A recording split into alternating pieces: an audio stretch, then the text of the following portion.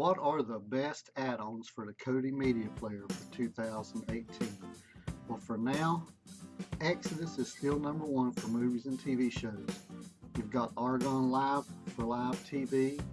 You've got StarTech for live TV, C Cloud, and you've got Static Mobdro.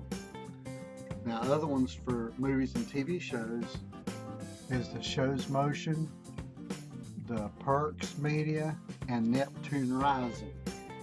Now, all these are still up and working great, and if one of the live streams isn't working, you can go to one of the other ones and use it.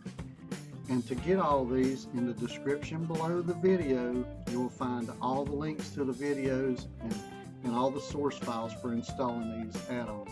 Please give me a thumbs up and subscribe. I'll have another one for you soon.